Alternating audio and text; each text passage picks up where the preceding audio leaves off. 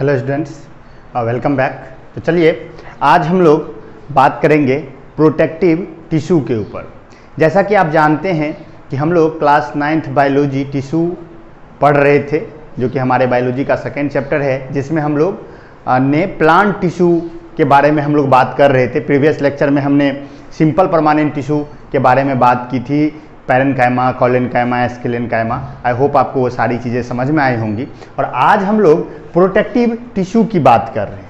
Protective tissue, जैसा कि आप जानते हैं कि प्लांट जो होता है उनमें लोकोमोट करने की कैपेबिलिटी नहीं होती है, यानी वो एक जगह से दूसरे जगह नहीं जा सकते, तो उन्हें एक प्रोटेक्शन सिस्टम की जरूरत होती है, एक ऐसे स्पेशलाइज्ड टिश्यू की जरूरत होती है जो उसे सराउंडिंग से प्रोटेक्ट करके रखे। क्योंकि कैसा भी सराउंडिंग हो उसको उसी जगह पर रहना है, तो उसे प्रोटेक्शन चाहिए। तो प्रोटेक्टिव टिश्यू वैसा ग्रुप ऑफ सेल है जो प्लांट को उसके सराउंडिंग से बचा के रखता है। तो इसके बारे में आज हम बात करेंगे डिटेल्स में, सारी बातें कि प्रोटेक्टिव टिश्यू क्या होती हैं, कैसे फॉर्म होती है, सारी चीजें।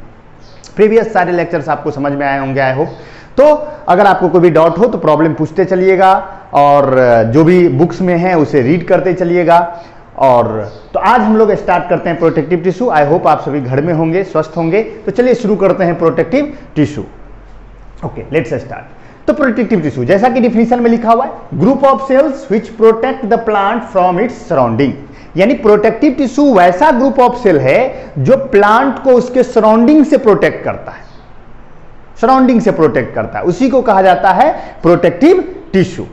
ठीक है, प्रोटेक्टिव टिश्यू दो होते हैं प्लांट में, एपिडर्मिस और cork. Epidermis and cork, these are the two protective tissues present in plants. Okay, ठीक है। आप अपने नोट में भी देख लीजिए, नोट को मैं मेंशन करते चलो क्योंकि नोट बार बार आता रहेगा। तो देखिए डिफाइन किया गया कि the group of cells which protect the plant from its surrounding are called protective tissue. Protective tissue includes epidermis and. सवाल उठता है कि एपिडर्मिस क्या है? तो epidermis outermost protective layer है प्लांट पार्ट्स का, जैसे कि लीव्स का, फ्लावर का, फ्रूट्स का, रूट्स का, यंग स्टेम्स का। स्टेम नहीं, यंग स्टेम। यानी epidermis is outermost protective layer of plant parts like leaves, flowers, fruits, roots and young stem. Mature stem और मैच्योर रूट में कॉर्क होता है। समझ गए? तो जैसे मान लीजिए कि प्लांट का ये, अगर मान लीजिए कि ये प्लांट का अगर स्टेम है, यंग स्टेम है, तो इसके चारों तरफ क्या होगा? एपिडर्मिस होगा। और जब ये प्लांट मैच्योर होता है तो मैच्योर स्टेम के चारों तरफ कॉर्क आ जाता है। समझ गए? तो एपिडर्मिस की बात करेंगे कि outer most protective layer of plant parts like leaves, leaves में हमेशा कौन होगा? एपिडर्मिस होगा। फ्लावर्स, फ्रूट्स, रूट्स, यहां भी यंग रूट्स होना चाहिए। मैच्योर रूट्स में फिर क्या हो जाता है? कॉर्क आ जाता है। तो रूट्स एंड यंग स्टेम्स। समझ गए? ओके, तो एपिडर्मिस के बारे में ये बात होगी। एपिडर्मिस जो होता है, जो एपिडर्मल सेल होते हैं, वो जनरली सिंगल लेयर्ड होते हैं, यानी एक ही लेयर होता है उनमें, मल्टी लेयर्ड नहीं होते हैं। यानी एक ही लेयर सेल होता है, यानी सेल का एक ही लेयर होता है। यानी कि मान लो कि अंदर वाला पार्ट है, उस पर एक लेयर एपिडर्मिस का है।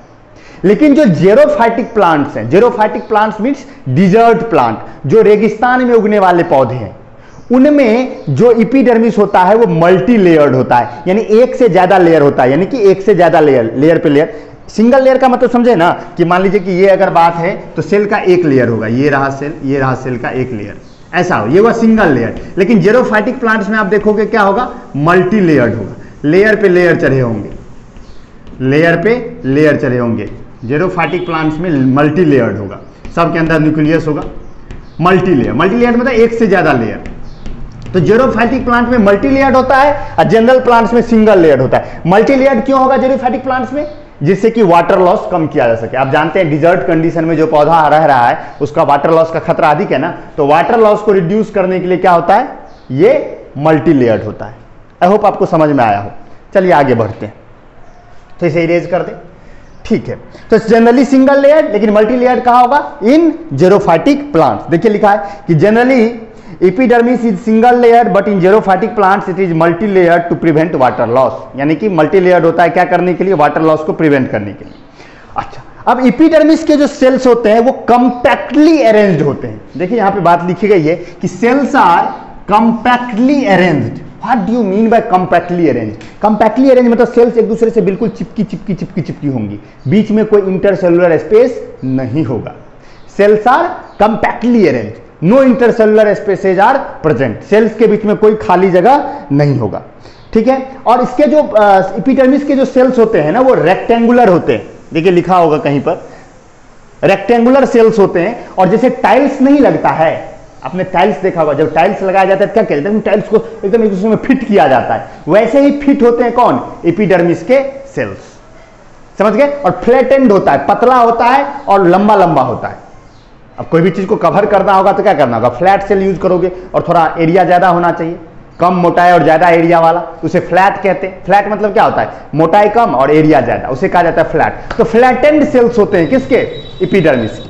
अब अगर अगली बात करें तो जो एपिडर्मिस के जो सेल्स होते हैं, एपिडर्मिस के जो सेल्स होते हैं वो एक वैक्सी सब्सटेंस, वैक्सी सब्सटेंस का मतलब क्या हुआ कि एक ऐसा सब्सटेंस जो वाटर रिपेलेंट हो, वाटर रिपेलेंट यानी कि पानी से दूर भागता हो। आपने देखा होगा आपके मैं एग्जांपल देना चाहूं तो अगर आपने किसी वो अरकंचन का पत्ता देखा है, अरकंचन जानते होंगे, हम लोग की तरफ अरकंचन कहा जाता है, वो जो उगता है जिसका सब्जी उब्जी भी बनाया जाता है, उस पर पानी डाल के आपने देखा है, पानी एकदम ऐसे फिसल जाता है। तो एपिडर्मिस के जो सेल्स होते हैं वो एक वैक्सी सब्सटेंस सिक्रीट करते हैं जिसे हम कहते हैं क्यूटीन। क्या कहते हैं, cutin. Epidermal secrete cutin. Cutin क्या है, एक वैक्सी सब्सटेंस है। और ये क्यूटीन क्या करेगा, उसके ऊपर में एक लेयर बना देगा, प्लांट के ऊपर में एक लेयर बना देगा, उस लेयर को हम कहते हैं क्यूटिकल। क्या कहते हैं, क्यूटिकल, समझ गए। और क्यूटिकल क्या करेगा, वाटर लॉस को प्रिवेंट करेगा। क्यूटिकल क्या करेगा, वाटर लॉस को प्रिवेंट करेगा। तो देखिए लिखा है, epidermal cells secrete a vaccine substance called cutin which form a waterproof layer over the epidermis। ये क्यूटीन रिलीज करता है जो एक वाटरप्रूफ लेयर बना जाता है, देता है एपिडर्मिस के ऊपर। This waterproof layer of cutin is called cuticle, यानी क्यूटीन का जो ये लेयर है उसी को क्या कहा जाता है, क्यूटिकल कहा जाता है। अब देखिए किसी किसी प्लांट में क्यूटिकल ज्यादा मोटा होता है, किसी किसी प्लांट में क्यूटिकल पतला होता है। जहां पर वाटर लॉस का खतरा अधिक होगा वहां पर क्यूटिकल क्या होगा, मोटा होगा, और जहां पर वाटर लॉस का खतरा कम होगा वहां पर क्यूटिकल क्या होगा, पतला होगा। तो जेरोफाइटिक प्लांट्स में क्यूटिकल क्या होते हैं, मोटे होते हैं, और जो जनरल टेरेस्ट्रियल प्लांट्स में उसमें क्यूटिकल क्या होता है, पतला होता है, समझ गए। अब इसकी जो सेल्स की बात करें, एपिडर्मल सेल्स, मैंने अभी तुरंत बात की, वो फ्लैटेंड होते हैं और इलोंगेटेड होते हैं। तो देखिए लिखा हुआ है कि cells are elongated and flattened, यानी सेल्स बड़े बड़े साइज के होते हैं और पतले होते हैं और एरिया अधिक होता है, फ्लैटेंड होता है। और उनका जो इनर कंटेंट होता है, सेल का अगर इनर कंटेंट देखोगे तो वो पैरेन्काइमा सेल्स की तरह होता है, यानी कि पैरेन्काइमा सेल्स की तरह ही इसका इनर कंटेंट है। पैरेन्काइमा सेल्स का इनर कंटेंट याद है आपको, dense cytoplasm, small nucleus, large central vacuole, याद होगा पैरेन्काइमा सेल्स। तो पैरेन्काइमा सेल्स की तरह ही इसके भी सेल्स होते हैं, बस पैरेन्काइमा सेल्स में क्या था, इंटरसेलुलर स्पेस था, इनमें कोई इंटरसेलुलर स्पेस नहीं है। तो देखिए cells are elongated and flattened and their inner content are similar to parenchyma cells. समझ गए बात, इनर कंटेंट पैरेन्काइमा सेल्स की तरह है।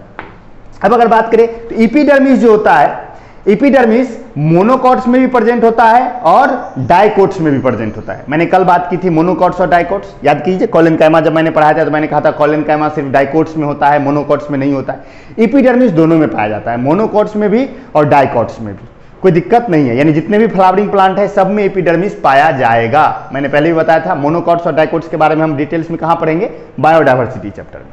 चलिए आगे बढ़ते हैं। It is present in both monocots and dicots. It protect the plant from water loss and infection. या क्या करता क्या है, प्लांट को प्रोटेक्ट करता है वाटर लॉस और इन्फेक्शन से, ठीक है। हाँ एक बात और, क्यूटिकल जो होता है, क्यूटिकल क्या करेगा, पानी से बचा के रखेगा। तो रूट्स में क्यूटिकल नहीं होता है, जो रूट है उसमें क्यूटिकल नहीं होता है। क्यों नहीं होता है, क्योंकि रूट को वाटर एब्जॉर्ब करना है ना, उस पर अगर क्यूटिकल का लेयर रहेगा तो वाटर एब्जॉर्ब कैसे होगा, समझ रहे हो ना बात।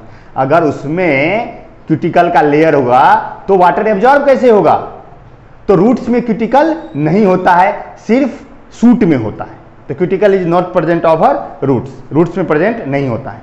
अच्छा अब देखिए एपिडर्मिस के सेल्स जो है एकदम कंपैक्टली अरेंज है, लेकिन एपिडर्मिस के बीच बीच में स्पेशलाइज्ड सेल्स होते हैं जिसे हम कहते हैं गार्ड सेल्स। ध्यान से सुनिएगा इस बात को, क्या होता है? Guard sales. और गार्ड सेल्स जो होते हैं वो बीन शेप्ड सेल्स होते हैं। कैसे सेल्स होते हैं? Bean shaped cells. अगर आप गार्ड सेल्स का डायग्राम देखो, मैं यहां बनाता हूं, तो गार्ड सेल्स जो होता है वो बीन शेप्ड होता है। देखिए ऐसे, ऐसे टाइप का होगा, ऐसा टाइप का सेल होता है, ओह सॉरी, ऐसा टाइप का सेल होता है। ये है गार्ड सेल्स, ठीक है। इनमें न्यूक्लियस होगा। और अगर देखोगे तो होगा क्या, ये गार्ड सेल्स का जो ये सेल वॉल, अंदर वाला सेल वॉल होता है, ये इनर सेल वॉल, ये इनर सेल वॉल, ये बड़े मोटे होते हैं, ये बड़े मोटे होते हैं। अब देखिए होता क्या है, जब इसमें पानी भरा जाएगा, गार्ड सेल्स में जब वाटर भरता है प्लांट, तो ये क्या होते हैं? फूल जाते हैं, टर्गिड होते हैं। और जब ये टर्गिड होते हैं तो ये खुल जाते हैं ऐसे।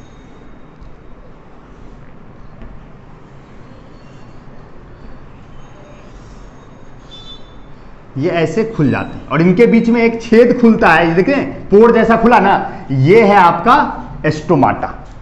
ये क्या है? स्टोमाटा। तो एपिडर्मिस जो होता है वो कंटिन्यूअस तो होता है, लेकिन उनके बीच बीच में स्पेशलाइज्ड बीन शेप्ड सेल्स होते हैं जिसे कहा जाता है गार्ड सेल्स। और गार्ड सेल्स, दो गार्ड सेल्स एक दूसरे के अगल बगल होते हैं और उनके बीच का जो सेल वॉल होता है वो क्या होता है? मोटा होता है। और मोटा होने की वजह से होता क्या है कि जब इनमें आपने कोई बैलून फुलाया है? कभी बैलून फुलाया? बिल्कुल फुलाया होगा। एक बैलून आता है ऐसे टेढ़ा होने वाला बैलून, उसमें आप देखिएगा वो बैलून शुरू में बड़ा सीधा ही लगता है, लेकिन जो इसमें हवा भरिएगा वो बैलून टेढ़ा हो जाएगा। क्यों टेढ़ा होता है? तो अगर आप उस बैलून को अब गौर से देखिएगा तो जिधर से वो टेढ़ा होता है, कंपनी क्या करता है? उस तरफ उसे मोटा कर देता है, उस तरफ उसे क्या कर देता है? मोटा। जिस तरफ से उसको, जैसे मान लीजिए कि ये बैलून है ना, ऐसे फूल के अगर ऐसे हुआ, अगर ऐसे हुआ तो इस तरफ वाला आप देखिएगा मोटा होगा। क्यों मोटा होगा इस तरफ वाला? अगर देखिए, अगर आप हवा भर रहे हैं तो हवा प्रेशर लगा रहा है चारों तरफ से, तो जिधर मोटा होगा वो कम फैलेगा, क्योंकि मोटा रेसिस्ट करेगा ना प्रेशर को, और पतला रेसिस्ट नहीं कर पाएगा, तो पतला ज्यादा फैलेगा और मोटा वाला कम फैलेगा। तो मोटा वाला अगर कम फैलेगा और पतला वाला ज्यादा फैलेगा, तो ये वाला ज्यादा फैला तो ये ऐसे मुड़ जाएगा ना, हल्का सा बेंडिंग आ जाएगा ना। नहीं समझ रहे हो बात? आप ऐसे समझिए, यहां पर मैं समझाने की कोशिश करता हूं, ऐसे समझिए। ये सीधा सा है। अगर ये सीधा कब होता है? जब सब तरफ बराबर फैलता है। मान लीजिए अगर ये कम फैले और ये ज्यादा फैले, एग्जाम्पल के लिए ये कम फैले और ये ज्यादा फैले, तो ये क्या हो जाएगा? ये ऐसा हो जाएगा ना, बेंडिंग आ जाएगी कि नहीं आ जाएगी? आप अगर नहीं समझ पा रहे हैं तो कोई बात नहीं, क्लास जब खुलेंगी तो मैं उस पर बात कर लूंगा। यहां थोड़ा यही हो जाता है ऑनलाइन क्लास में दिक्कत। तो जो गार्ड सेल्स होता है उसका जो ये वाला इनर सेल वॉल होता है, आप इतना समझ लीजिए, ये इनर सेल, अगर समझ में आ गया हो तो वेरी गुड। ये जो इनर सेल वॉल होता है वो मोटा होता है, और जब इसमें पानी भरता है तो प्रेशर आता है, टर्गर प्रेशर, इसे कहते हैं टर्गर प्रेशर। पानी भरने की वजह से जो प्रेशर आता है उसे हम कहते हैं टर्गर प्रेशर। तो टर्गर प्रेशर की वजह से बीन शेप फूलता है, ये जो गार्ड सेल्स है वो फूलता है। और जब ये फूलता है तो इनर सेल वॉल मोटा है, तो ये क्या करता है? रेसिस्ट करता है। ये उतना ज्यादा नहीं फूलता है जितना ये सब फूलता है। ये सब ज्यादा फैलेगा, ये कम फैलेगा। तो ये अगर ज्यादा फैलेगा, ये कम फैलेगा, तो ये ऐसे बेंडिंग आ जाएगी, क्योंकि ये कम फैल रहा है और ये ज्यादा फैला, तो ये बेंडिंग आ जाएगी। तो ये बीच वाला पोर क्या होगा? ओपन हो जाएगा। ये जो ऐसे ये ज्यादा फैलेगा, ये तो ये ओपन हो जाएगा, और जो ही ये ओपन होगा तो स्टोमाटा खुल जाएगा। आया समझ में? अगर नहीं आया तो ओपनिंग क्लोजिंग हम समझा देंगे, इंस्टीट्यूट खुलेगा तो, ठीक है? उस पर ज्यादा दिमाग मत लगाइए। देखिए नोट में क्या लिखा हुआ है कि epidermis is not continuous and पजेज tiny pores called stomata. यानी एपिडर्मिस हर जगह बंद नहीं है, उनमें टाइनी पोर्स हैं, छोटे छोटे पोर्स हैं, जिसे हम कहते हैं stomata. Stomata is protected by two guard cells which open and close the stomatal pore. यानी कि दो गार्ड सेल्स के द्वारा स्टोमाटा प्रोटेक्टेड होता है, जो स्टोमाटा के खुलने और बंद करने के लिए जवाबदेह होता है। ये जो पोर खुला, ये जो छेद खुला, इसे हम कहते हैं स्टोमेटल पोर। और इसको बंद और खोलता कौन है? ये गार्ड सेल्स। इस गार्ड सेल्स में जब वाटर भरेगा तो ये खुल जाएगा, और जब वाटर लॉस होगा, वाटर कम होगा, तो ये बंद हो जाएगा। समझ गए? तो स्टोमाटा का ओपनिंग और क्लोजिंग किसके द्वारा गार्डेड होता है? गार्ड सेल्स के द्वारा। और कब खुलता है स्टोमाटा? जब गार्ड सेल्स के अंदर वाटर को भरा जाता है, वाटर का प्रेशर बढ़ाया जाता है, टर्गर प्रेशर बढ़ता है तो स्टोमाटा खुल जाता है, और जब टर्गर प्रेशर रिड्यूस होता है तो स्टोमाटा बंद हो जाता है। तो स्टोमाटा का ओपनिंग और क्लोजिंग गार्ड सेल्स पर बेस्ड है, गार्ड सेल से ये काम करती है। अगर आप बात करो तो थोड़ा सा डिफरेंस है यहाँ पे। जो डाइकोट्स होते हैं उनके गार्ड सेल्स जो होते हैं वो बीन शेप्ड होते हैं, डाइकोट्स के गार्ड सेल्स क्या होते हैं, बीन शेप्ड होते हैं। यहां पर मैं बनाने की कोशिश करूं, अगर आप डाइकोट का स्टोमाटा देखोगे तो ये ऐसा होता है। सॉरी, कैसा बना दिया मैंने, ऐसा टाइप का था, बीन शेप्ड। बीन शेप्ड समझते हो ना, सीन का जो बीज होता है उस तरह बीन शेप्ड होता है। लेकिन अगर मोनोकॉट्स का आप देखोगे, मोनोकॉट्स का अगर आप देखोगे स्टोमाटा, तो वो डंबल शेप्ड होता है। आप याद रख सकते हैं चाहे तो इसको, डंबल शेप्ड यानी कि डमरू के जैसा, समझ गए। तो डाइकोट्स और मोनोकॉट्स में ये एक डिफरेंस भी होता है। जब मैं पढ़ाऊंगा बायोडाइवर्सिटी में तो वहां मैं समझा दूंगा, लेकिन मैं स्टोमाटा की बात कर रहा था तो मैंने बता दिया कि डाइकोट्स के जो गार्ड सेल्स होते हैं वो बीन शेप्ड होते हैं, और मोनोकॉट्स के जो गार्ड सेल्स होते हैं वो डंबल शेप्ड होते हैं। डंबल शेप्ड, काम दोनों का एक ही है, क्या, स्टोमाटल पोर को खोलना और बंद करना, समझ गए। दोनों का इनर सेल वॉल मोटा होता है। ओके, तो हम लोग आगे बढ़ते हैं। तो epidermis is not continuous and possess tiny pores called stomata. Stomata is protected by two guard cells which open and close the stomatal pore, खोलता बंद करता है। Guard cells are specialised epidermal cells. Guard cells क्या है, specialised epidermal cells हैं। When guard cells become turgid, यानी कि टर्गिड होता है, यानी कि उसमें पानी भरता है, then they create a pore between their thick inner wall, यानी कि जब ये टर्गिड होता है तो अपने थिक इनर वाल के बीच में एक पोर क्रिएट करता है, और उसी पोर को हम क्या कहते हैं, स्टोमेटल पोर कहते हैं। और स्टोमाटा करता क्या है, ये हेल्प करता है गैसियस एक्सचेंज में। आपको पता है कि लीव्स को अगर जिंदा रहना है तो फोटोसिंथेसिस के लिए कार्बन डाइऑक्साइड बाहर से लेना है, ऑक्सीजन जो क्रिएट हो रहा है उसे बाहर निकालना है, समझ रहे हो ना, गैसियस एक्सचेंज करना है ना सराउंडिंग से। जिंदा रहना है तो गैसियस एक्सचेंज करना है, तो ये स्टोमाटा जो है वो गैसियस एक्सचेंज में हेल्प करता है। और दूसरा, ट्रांसपैरेशन में भी हेल्प करता है, यानी वाटर लॉस करने में भी मदद करता है। यानी जब ये स्टोमाटा, देखिए होता क्या है, पूरा मैकेनिज्म अगर आप समझे तो पौधे को चाहिए बाहर से कार्बन डाइऑक्साइड, तो कैसे खोलेगा, तो वो क्या करेगा, अपने गार्ड सेल्स में पानी भरेगा। गार्ड सेल्स में जो ही पानी भरेगा, गार्ड सेल टर्गिड होगा, स्टोमाटा खुल जाएगा। स्टोमाटा जो ही खुलेगा तो जल्दी जल्दी अपने अंदर का क्या करेगा, वो ऑक्सीजन बाहर निकाल देगा और बाहर से कार्बन डाइऑक्साइड अंदर ले लेगा, गैसेस एक्सचेंज कर लेगा, गैस का आदान प्रदान कर लेगा। और जब ये काम हो रहा होगा गैसेस एक्सचेंज, उसी समय क्या होगा, इस स्टोमाटा से क्या होगा, गार्ड सेल्स से क्या होगा, वाटर लॉस हो जाएगा। क्योंकि जो ही ये पोर खुलेगा तो इसके थोड़े गैसेट हो जाएगा, वाटर वेपर भी जाएगा, तो वाटर वेपर लॉस हो जाएगा। और जो ही वाटर वेपर लॉस होगा तो क्या होगा, ये बंद हो जाएगा, क्योंकि टर्गिडिटी खत्म हो गया ना। जो ही टर्गिडिटी खत्म हो गया तो ये बंद हो गया, और बंद हो गया, काम खत्म। है समझ में। तो खुलना बंद होना यानी गैसेस एक्सचेंज में भी हेल्प करता है और ट्रांसपायरेशन में भी हेल्प करता है। ट्रांसपायरेशन मतलब हुआ वाटर लॉस, तो वाटर लॉस में भी मदद करता है, समझ गए। ओके, अगर आपको एक बात आश्चर्य लगेगा ये जानकर,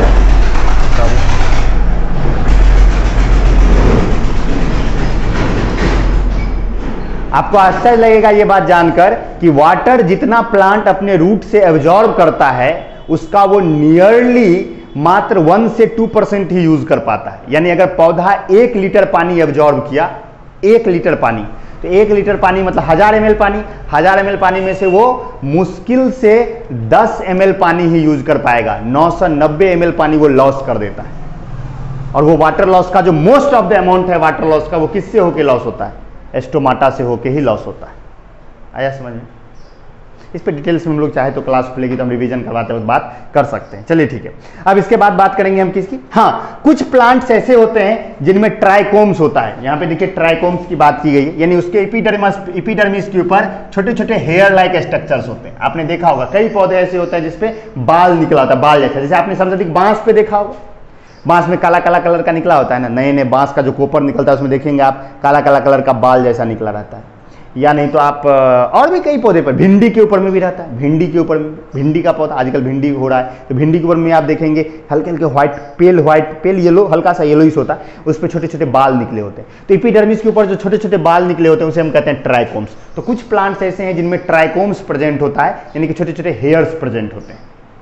इन some plants tiny hairs over the epidermis called trichomes are present. Note में देखिए लिखा हुआ है। अब बात करते हैं हम लोग किसकी, कॉर्क। कॉर्क भी एक प्रोटेक्टिव टिश्यू है, लेकिन ये कहां पाया जाता है, मैच्योर स्टेम और रूट में। देखिए लिखा हुआ है outer protective tissue of mature stems and roots, यानी मैच्योर स्टेम और रूट्स को प्रोटेक्ट करने का काम किसका है, कॉर्क का है। अगर आप कॉर्क की बात करें तो आप कहेंगे सर एपिडर्मिस से ये अलग कैसे है, तो एपिडर्मिस से ये अलग है, एपिडर्मिस के जो सेल थे उसका जो सेल वॉल था वो सेलुलोज का बना हुआ था। कॉर्क का जो सेल वॉल होगा वो उस पे वो भी सेल वॉल सेलुलोज का बना होगा, लेकिन उसके ऊपर में उसके नीचे सेकेंडरी सेल वॉल भी होगा जिस पर सुबेरिन का लेयर होगा। आपको पता है कि प्राइमरी सेल वॉल के अंदर लिग्निन या सुबेरिन का लेयर लगता है तो सेकेंडरी सेल वॉल बनता है और वो इम्परमिएबल कर देता है सेल को। याद होगा आपको, मैंने सेल वॉल में पढ़ाया था। तो कॉर्क के सेल जो होते हैं उसका जो सेल वॉल होता है उसमें सेकेंडरी सेल वॉल भी होता है और उसमें सुबेरिन का लेयर लगा होता है, यानी उसके सेल वॉल मोटे होते हैं एज कंपेयर टू किसके, एपिडर्मिस के। तो एपिडर्मिस देखिए नोट में लिखा हुआ है, तो देखिए लिखा है कि cork is outer protective tissue of mature stem and roots. Mature stem and roots का प्रोटेक्टिव टिश्यू है। सेल्स जो है इसका रेक्टेंगुलर है शेप में, इसके सेल्स क्या है, रेक्टेंगुलर है शेप में, and they are arranged compactly in several layers, यानी ये भी कंपैक्टली अरेंज्ड है, इनके बीच में भी कोई इंटरसेलुलर स्पेस नहीं है, और लेकिन इसके लेयर्स ज्यादा है। एपिडर्मिस में क्या था, सिंगल लेयर था, बस जेरोफाइट्स में मल्टी लेयर था। कॉर्क सेल्स क्या होते हैं, जनरली मल्टी लेयर्ड ही होते हैं। ठीक, cork cells have thick cell wall, cork cell के पास थिक सेल वॉल क्या है, मोटा है, अभी मैंने तुरंत बात की। Cork cells have thick cell wall due to presence of suberin, क्योंकि उसमें सुबेरिन का लेयर होता है, यानी सेकेंडरी सेल वॉल मौजूद होता है। Cork have a small aerating pores called lenticels. Cork के अंदर में भी एरिएटिंग पोर्स होते हैं, यानी गैसेस एक्सचेंज करने का साइट होता है, जिसे हम लेंटिसेल्स कहते हैं। अब आपके दिमाग में होगा सर लेंटिसेल्स क्या, लेंटिसेल्स में भी क्या स्टोमाटा जैसा कोई फंक्शन होता है खुलने बंद होने का, नहीं। लेंटिसेल्स हमेशा ओपन होते हैं, lenticels are always open. Lenticel हमेशा ओपन होते हैं, उनमें कोई गार्ड सेल जैसा सिस्टम नहीं है। बस सीधी सी बात है, उतना दूर कॉर्क का सेल नहीं होता है। आप देखेंगे पौधा सब में, आम के पौधे सब में कहीं कहीं पर जो छाल होता है, छाल के बीच में कहीं कहीं छाल नहीं बनता है। देखेंगे आप कहीं कहीं छाल नहीं बनता है, वो छाल जहां नहीं बना, कॉर्क मतलब क्या, छाल, पेड़ का जो छाल होता है ना, आप समझ लीजिए वही कॉर्क है। स्टेम में देखते हैं ना छाल होता है ना, जो झड़ते रहता है, साल में एक बार झड़ जाता है, हाँ वही समझिए कॉर्क है, सबसे साइड वाला, सबसे बाहर वाला पार्ट। तो कॉर्क जो है ना, तो वो कहीं कहीं पर कॉर्क के सेल नहीं होते हैं, वही लेंटिसेल्स हो जाता है, हमेशा ओपन होता है, उसमें कोई ओपनिंग क्लोजिंग का सिस्टम नहीं है। स्टोमाटा में क्या था, गार्ड सेल्स, टर्गिड होती थी तो खुलती थी, वाटर लॉस करती थी तो बंद होती थी। लेंटिसेल्स में कोई ओपनिंग क्लोजिंग का सिस्टम नहीं है। तो देखिए लिखा हुआ है कि cork have a small aerating pores called lenticels. Lenticels are always open, lenticels are always open, मतलब उनमें कोई गार्ड सेल्स वाला सिस्टम नहीं है। नेक्स्ट है, कॉर्क करता क्या है, तो cork give protection to plant body from entry of harmful organism and it also prevent water loss from stem, यानी कि हार्मफुल ऑर्गेनिज्म के प्रिवेंटेशन को भी रोकता है। अब मान लो कोई ऑर्गेनिज्म घुस जाएगा प्लांट बॉडी के अंदर, उसको भी रोकता है, और दूसरा वाटर लॉस को भी रोकता है, वाटर लॉस नहीं होने देता है। यंग स्टेम से वाटर लॉस, यंग स्टेम कहते हैं, मैच्योर स्टेम से वाटर लॉस नहीं होने देता है, नहीं के बराबर वाटर लॉस होता है, उसी लेंटिसेल्स से होगा सिर्फ, समझ गए। कॉर्क का बहुत सा इंडस्ट्रियल यूज भी है। कॉर्क का इस्तेमाल किया जाता है शटल कॉर्क बनाने में। शटल कॉर्क जानते हो ना, वो जो तुम खेलते हो बैडमिंटन में, कॉर्क, वो नाम भी कॉर्क वहीं से आया। उसके नीचे में जो वो जिसमें तुम मारते हो बैडमिंटन से, पंखी लगा रहता है पीछे में रहता है, वो भी कॉर्क है। वाटर अथी में लैब में जो हम लोग बंद करते हैं, वो टेस्ट ट्यूब को बंद करने के लिए लाल लाल कलर का नहीं होता है जिससे हम लोग बंद करते हैं, वो भी कॉर्क होता है। तो वो भी बनाने में कॉर्क का इस्तेमाल किया जाता है, बोतल क्लोजर से उसे कहा जाता है। तो ये सारी चीज़ें बनाई जाती हैं। आई होप आपको समझ में आया होगा प्रोटेक्टिव टिश्यू, एपिडर्मिस और कॉर्क सेल, यही दोनों मिलके प्लांट को प्रोटेक्ट करते हैं अपने सराउंडिंग से, इसीलिए इसे प्रोटेक्टिव टिश्यू कहा जाता है। कोई ज़्यादा बड़ी बात थी नहीं, नोट पढ़ के भी आपको समझ में आ जाएगा, लेक्चर देख लीजिएगा तो और बेटर ढंग से समझ में आ जाएगा। थोड़ा आज शोरगुल ज़्यादा था तो उसके लिए क्या कर सकते हैं, लॉकडाउन तो लगभग खुल गया है, सिर्फ ट्यूशन बंद है, स्कूल बंद है। तो चलिए ठीक है, देखते हैं। तो इतना पढ़ लीजिएगा। नेक्स्ट डे से हम लोग कम्प्लेक्स परमानेंट टिश्यू स्टार्ट करेंगे, जिसमें कि हमें जाइलम और फ्लोएम पढ़ने को मिलेगा डिटेल्स में। तो नेक्स्ट क्लास जो होगा वो कम्प्लेक्स परमानेंट टिश्यू का होगा, और फिर उसके बाद हम लोग एनिमल टिश्यू स्टार्ट करेंगे। See you soon, bye bye, take care.